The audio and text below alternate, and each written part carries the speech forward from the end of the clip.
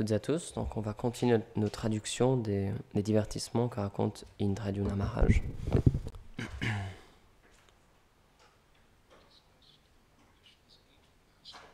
Donc, la dernière fois, on a discuté des divertissements du soir de Krishna avec ses amis,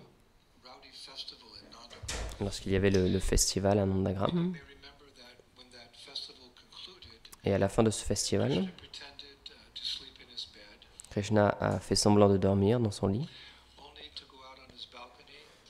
pour ensuite sortir sur son balcon et jouer une chanson avec sa flûte qui a attiré toutes les jeunes gopis de Vrindavan.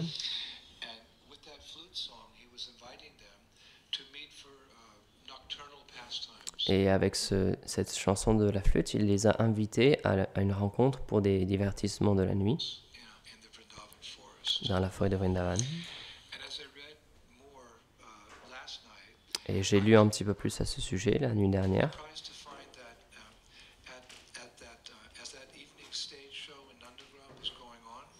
Et j'étais surpris de savoir que, alors qu'il y avait ce festival qui était en train d'avoir lieu à Nandagram le soir, au même moment à Dyavat, où Srimati Radharani elle vivait avec sa belle famille, donc Jatila, la belle-mère de Radharani, elle a encouragé Radha à manger son dîner au même moment que le festival avait lieu à Nandagram, en lui disant « Ma chère belle-fille, puisque ton cher mari Abhimanyu a déjà mangé, et puisque ma fille Kutila est allée au lit, maintenant tu devrais manger. Tu devrais me pardonner du fait que j'écoute tous ces ragots du village à propos de toi, et qu'ensuite je t'insulte. Ma chère Radha, je te promets que ça n'arrivera plus jamais. »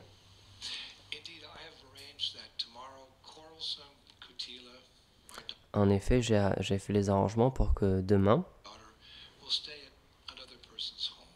ma fille qui crée beaucoup de problèmes, Kutila, elle reste dans la maison de quelqu'un d'autre demain. Parce qu'elle te critique, elle aussi. Donc Radharani était contente d'entendre ces mots. Mais elle ne savait pas, elle doutait de combien de temps Jatila allait continuer à penser de cette manière. Comme nous l'avons dit plusieurs fois, Jatila, elle est toujours suspicieuse du fait que Radha, secrètement, elle rencontre Shri Krishna quelque part. Donc elle a continué, Jatila, à lui dire « Ma chère, je sens que je ne vais pas rester en vie encore très longtemps. Donc mon espoir repose donc sur mon fils Abhimanyu et toi, Shri Radha. Ma chère fille, je pense que ta mère et ton père doivent être des demi-dieux pour avoir donné naissance à une telle fille. » Et donc pendant un moment, Jatila continue à parler de cette manière, en souriant à Radharani, en lui prenant la main. Et ensuite, elles sont allées dans la cuisine, où Jatila a fait s'asseoir chez Radha et s'apprêtait à lui servir des puris, du lait et du riz au lait. Mais Shri Radha, elle avait entendu la flûte de Krishna, plus tôt, qui invitait avec cette flûte, qui invitait toutes les gopis à venir le rencontrer secrètement cette nuit. Et en résultat, son cœur s'accélérait du fait de penser que bientôt elle allait rencontrer Krishna. Donc elle n'était pas intéressée à prendre un repas servi par Jatila. Donc elle a dit à Jatila, « Mère, tu dois être très fatiguée. S'il te plaît, va au lit Je vais manger quelque chose à l'étage dans ma chambre. Donc Jatila était satisfaite de ne plus avoir cette tâche à faire.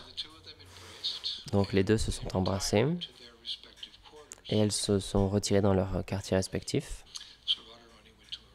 Radharani est allée dans sa chambre et alors qu'elle entrait dans sa chambre et qu'elle a fermé la porte derrière elle, c'est expliqué qu'elle a laissé s'échapper un souffle de soulagement. Et ensuite elle s'est assise pour manger à une table qui avait été arrangée par ses servantes. Les restes de Krishna que Krishna avait mangé ce soir-là. Il y avait des ladous, du lait, qui avait été ramené de Nandagram par Lavanga Manjari.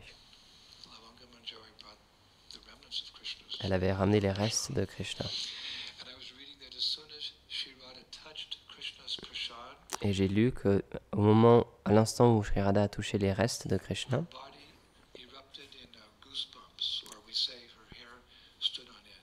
alors tous les poils de son corps se sont hérissés. Et lorsqu'elle l'a goûté, les restes du prashad de Krishna, ses lèvres se sont mises à trembler. Et elle est devenue elle est devenue tellement excitée qu'elle a presque oublié de manger. Donc, sans réfléchir, mécaniquement, elle a mis quelques autres bouchées des restes de Krishna. Et ensuite, des larmes ont commencé à couler de ses yeux et ont descendu et ont touché son assiette. Et en touchant et en sentant et en goûtant les restes de Krishna, ça l'a figé pendant quelques instants.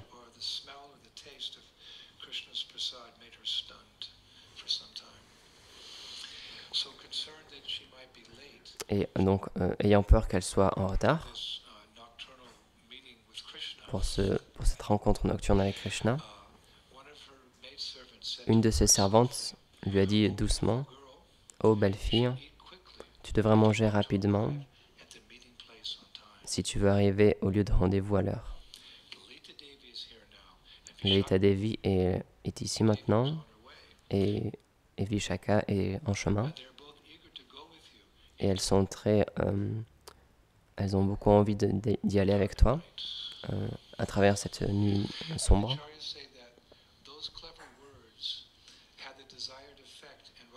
Et les acharyas expliquent que ces mots, ils ont eu l'effet désiré. Et Radharani, lentement, elle est sortie de sa transe et elle a recommencé à manger. Bien que c'est décrit, sa gorge était toujours... elle s'étouffait comme par amour, et donc c'était difficile pour elle d'avaler.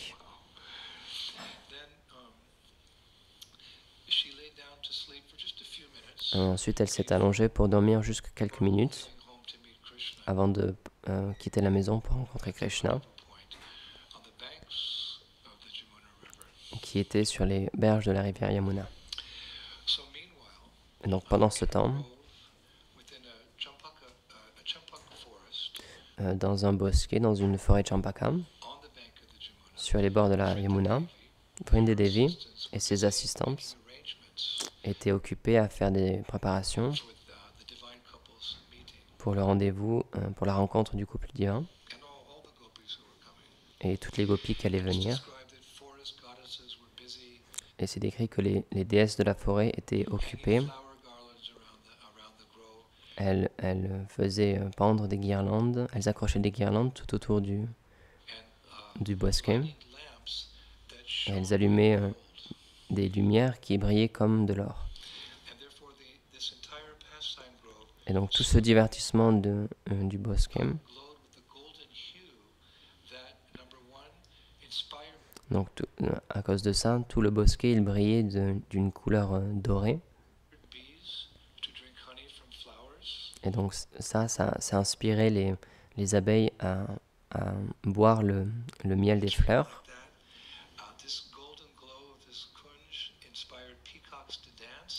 Cette lumière dorée aussi, elle inspirait les paons à danser et les oiseaux à chanter une sérénade pour tous. Et il est écrit aussi que Vrindavan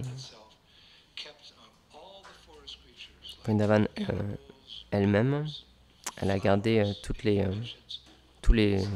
fleurs, tous les animaux, tous les oiseaux et toutes les opulences de Vrindavan.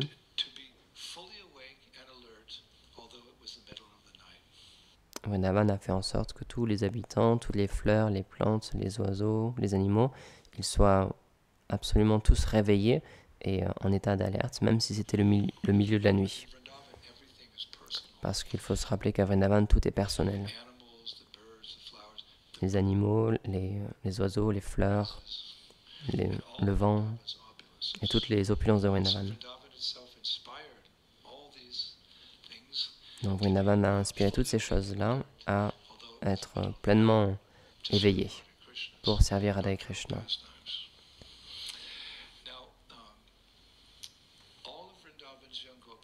Donc toutes les jeunes gopis de Vrindavan avaient entendu la flûte de Krishna. Et donc des gopis comme Chitra et Vishaka,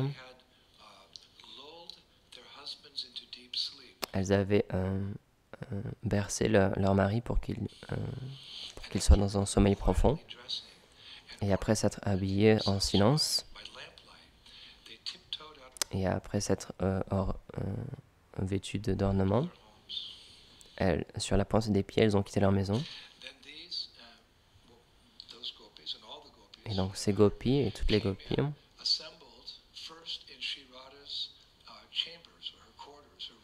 tout d'abord, elles se sont toutes retrouvées et regroupées dans les quartiers de Sri Radha à Yavat. Elles sont toutes venues là. Et alors que Sri Radha se levait de son lit, les gopis lui ont lavé le visage et l'ont habillée pour qu'elle puisse se fondre dans les ténèbres de la forêt. Parce qu'il y avait une lune noire, une lune sombre dans le ciel. Donc il n'y avait pas de lune. Donc ils l'ont habillée avec un sari bleu sombre et un haut sombre aussi bleu sombre. Et ils ont décoré ses tresses et ils ont mis du musc aussi sur son corps. Et ils l'ont décoré aussi avec différents ornements de couleur bleu sombre pour que ça aille bien avec ses vêtements. Donc l'idée c'est qu'ils puissent tous bouger en secret et sans être vus par quiconque dans la forêt. Et puisque la forêt était sombre, alors ils avaient des vêtements sombres aussi pour que personne ne puisse les voir. Donc c'est comme ça que les gopis ont habillé Srimati Radharani.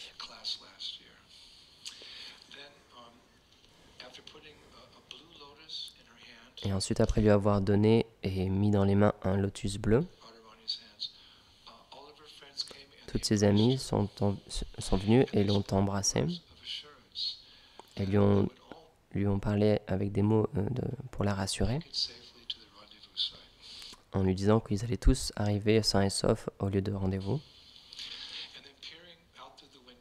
Et ensuite, en regardant par la fenêtre, vers l'obscurité, une gopi demanda à une autre, « Saki, est-ce que tu vois quelqu'un d'autre dehors ?»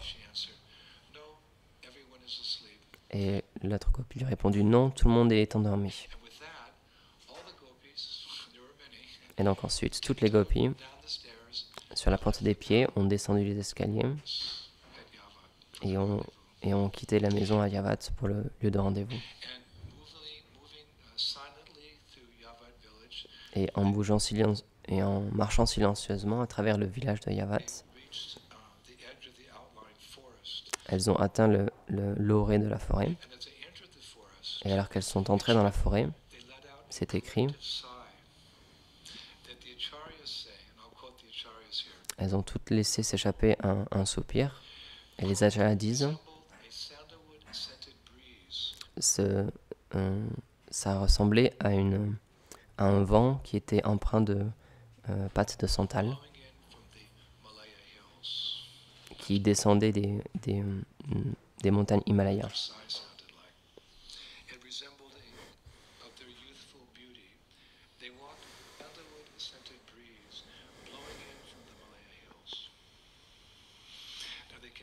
Et donc elles ont continué.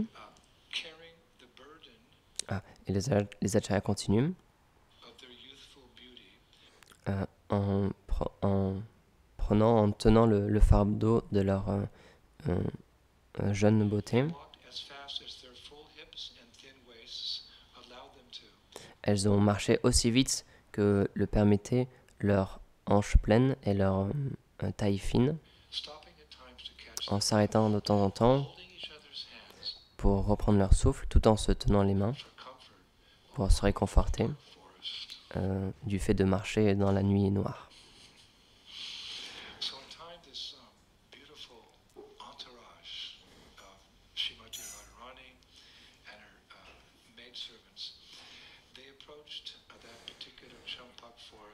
Donc lorsque Srimati Radharani et tout son entourage sont arrivés à côté de cette forêt spéciale de Champaka, sur les berges de la rivière Yamuna, alors que la plupart des jeunes filles ont attendu dehors,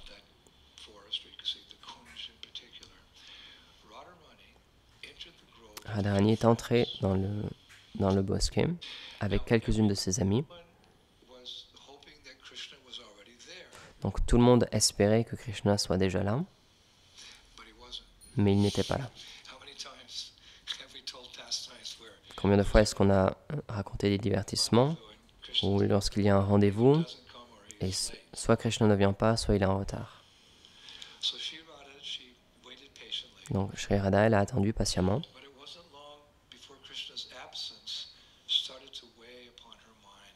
Mais ça n'a pas pris longtemps à ce que l'absence de Krishna commence à peser sur son mental.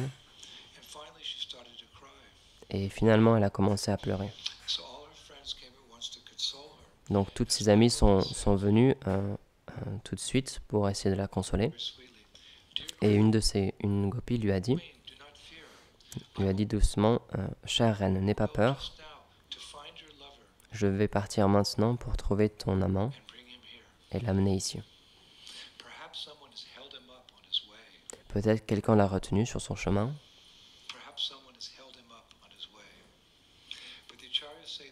Mais les acharyas disent que Krishna n'avait été retenu par personne sur le chemin. Mais en fait, le lotus de Vrindavan avait conspiré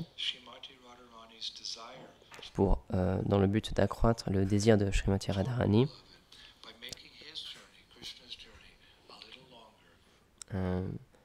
afin d'augmenter le désir de Srimati Radharani pour son amant, en faisant que le voyage de Krishna, soit un petit peu plus long que ce qu'ils avaient prévu.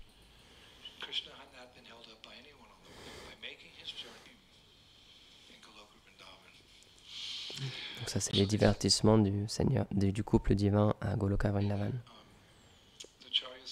Donc les acharyas disent que Krishna savait que Shri Radha l'attendait avec anxiété. Et donc, même avec tous les dangers de la forêt, sans peur, il a couru. Il a couru dans la nuit noire en prenant des chemins secrets. Et il arriva donc enfin sur les berges de la rivière Yamuna, où Lalita Saki l'a trouvé. Et l'a escorté au lieu de rendez-vous,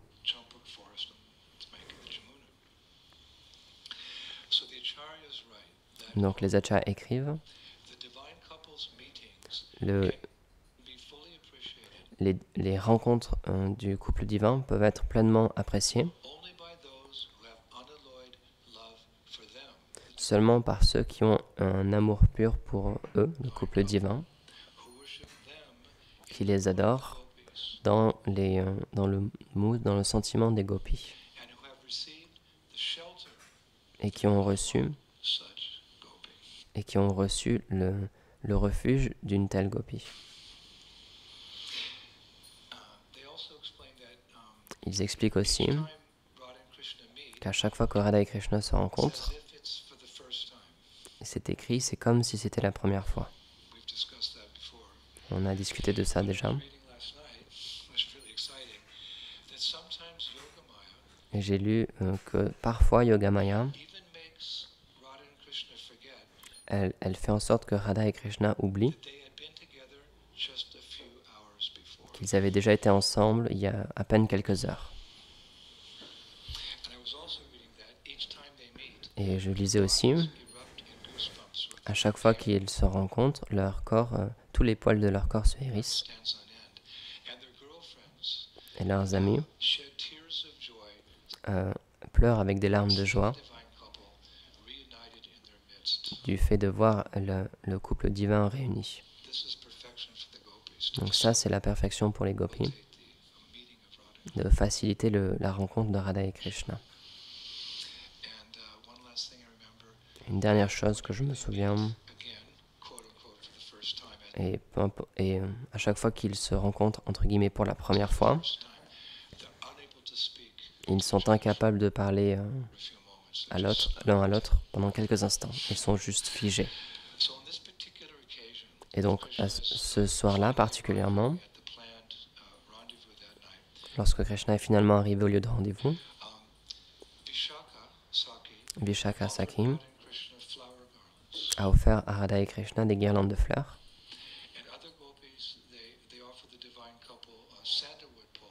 Et d'autres gopis ont offert au couple divin de la pulpe de santal. Et d'autres jeunes filles leur ont offert des betel leaves, des feuilles de bétel, merci. Et finalement, une jeune gopi a suggéré au couple divin, cher Radha et Krishna,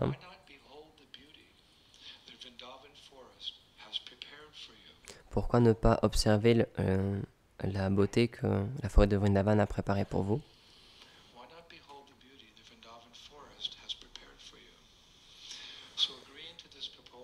Donc, acceptant cette proposition,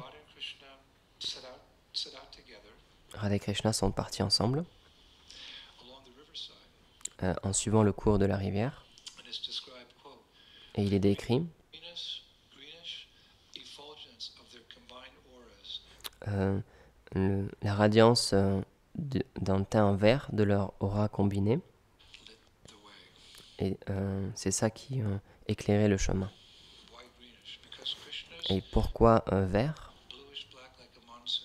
Parce que Krishna, il est bleu sombre comme un nuage de pluie. Et Radharani est doré. Donc si vous prenez de l'or ou du jaune et vous le mettez avec du bleu, ça fait du vert. Donc c'est décrit cette radiance verte de leur aura combinée, c'est ça qui éclairait le chemin.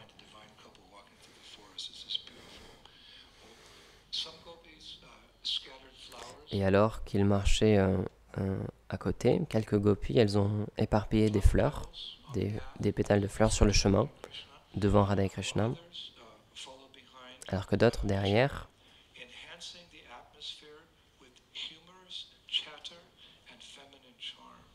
c'est expliqué qu'elles augmentaient elles rendaient encore meilleure l'atmosphère avec des discussions pleines d'humour et leur charme féminin.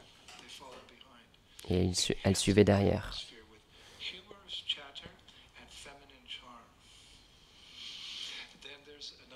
Et ensuite, il y a une belle description de comment le couple divin marche à travers la forêt, les différents bosquets, à travers des vergers, en s'étonnant de la beauté naturelle de leur propre création.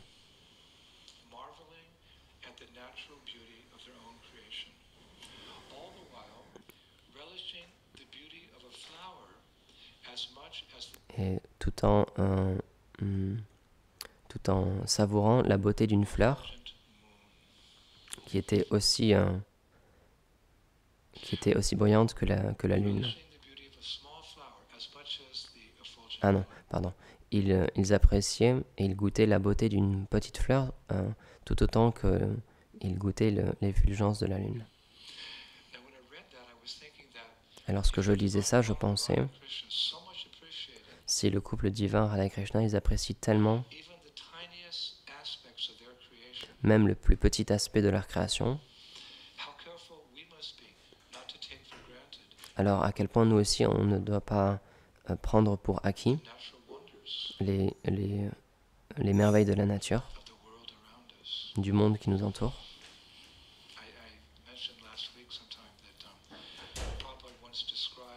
Je mentionnais la semaine dernière que parfois Prabhupada, il décrivait la nature matérielle comme mystique. Et alors qu'il marchait dans la forêt avec les gopis,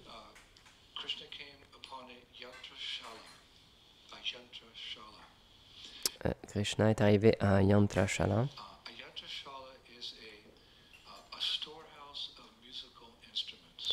C'est une réserve où il y a beaucoup d'instruments de musique. Nous savons qu'il y a différentes réserves à travers la forêt de Vrindavan. On a mentionné qu'en particulier, Vrindadevi, elle s'arrange pour qu'il y ait des réserves avec différents objets, différentes choses, pour faciliter des divertissements particuliers à ces endroits-là précis de la forêt. Donc ici, il y avait une réserve qui contenait des instruments de musique. Au bon endroit, au bon moment, tout était organisé.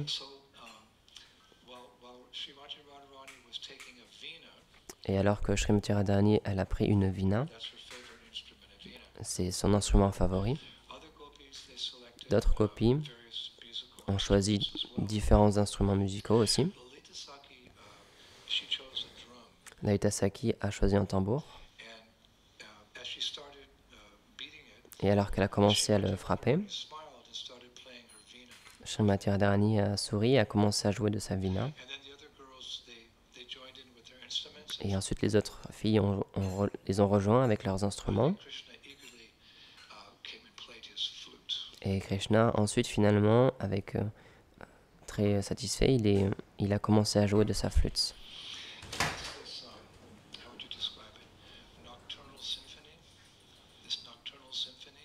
Donc, comment on pourrait décrire ça comme une symphonie nocturne.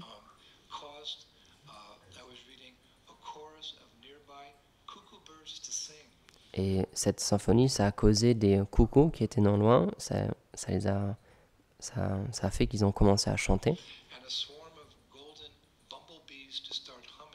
Et aussi toute une vague d'abeilles dorées ont commencé à fredonner. Et des pans qui étaient non loin aussi ont commencé à faire une danse, à danser. Et ensuite, Radha et Krishna ont laissé leurs instruments.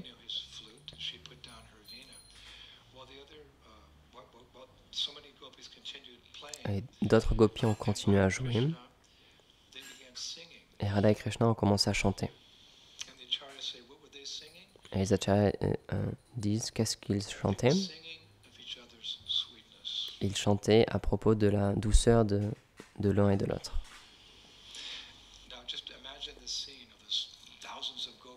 Donc on peut imaginer cette scène avec des milliers de gopis avec cette symphonie nocturne qui joue différents instruments.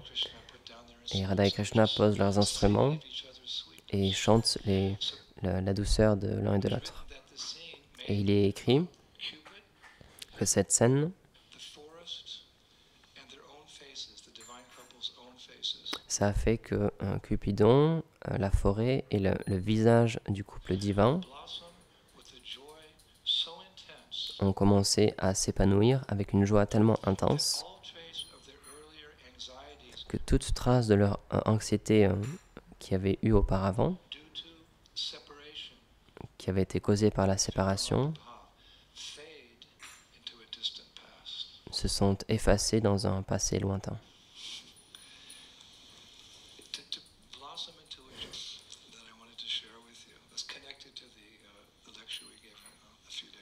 Donc ça, c'était un divertissement qui était lié à ce qu'on avait lu il y a quelques jours déjà.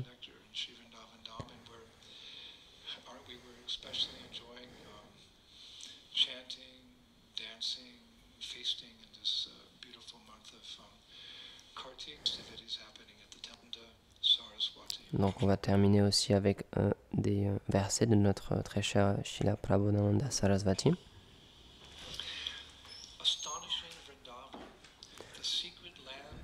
Vrindavan, qui est étonnante,